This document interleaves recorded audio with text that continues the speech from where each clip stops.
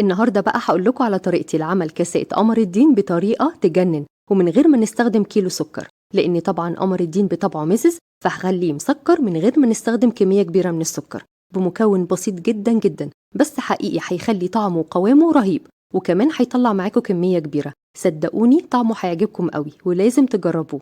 يلا بينا نشوف الطريقه على طول مع بعض.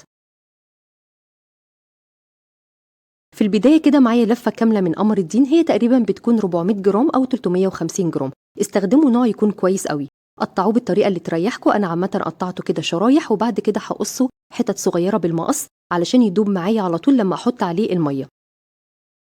أنا كده خلاص خلصت الكمية كلها. أنقل بقى كده قمر الدين في طبق تاني وأضيف عليه كمية من المية المغلية يدوب تكون مغطية، بس أغطي الطبق وأسيبه لمدة ساعة كاملة.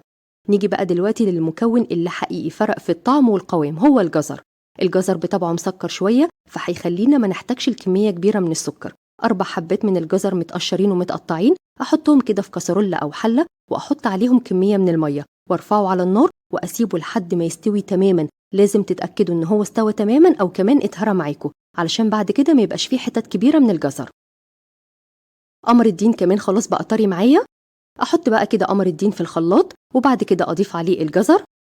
هضيف كمان معلقه كبيره من بشر البرتقال لو متوفر عندكم، كوبايه ونص او كوبايتين بالكتير من السكر، وابتدي اخلطهم كويس جدا جدا. حسيت بقى كده ان القوام تقل معايا فخففته بكوبايه كمان من الميه ورجعت خلطتهم مره كمان. انقل بقى قمر الدين في حله وبعد كده معايا كوبايتين من الميه البارده وعليهم كوبايه كبيره من النشا، ولازم بقى ادوب النشا كويس جدا جدا في الميه، الخطوه دي مهمه قوي. اثناء التقليب كده احط بقى النشا واقلب كويس جدا. في البدايه بس هتحسوا كده ان اللون بقى فاتح، بس اول ما تحطوه على النار اللون هيرجع يبقى غامق تاني. ارفعه على النار درجه حراره متوسطه ولازم استمر كده في التقليب علشان ما يلزقش في الحله من تحت. شوفوا بقى القوام بقى مظبوط ازاي، لازم يعمل علامات رفيعه كده معاكم، القوام كده ممتاز. اجيب بقى كاسات او اطباق صغيره يعني اللي انتوا بتحبوه او المتوفر عندكم، واحط كده كميه من قمر الدين. شوفوا بقى القوام مظبوط ازاي، حلو جدا. انا زينته بالسوداني بس طعمه كان حلو جدا، زينوه باي مكسرات عندكم، وضفت كمان شويه من الورد المجفف علشان شكله في الاخر بقى حلو جدا جدا. طبعا بنحطه في التلاجة ساعه او ساعتين بالكتير وقوامه هيكون مظبوط قوي.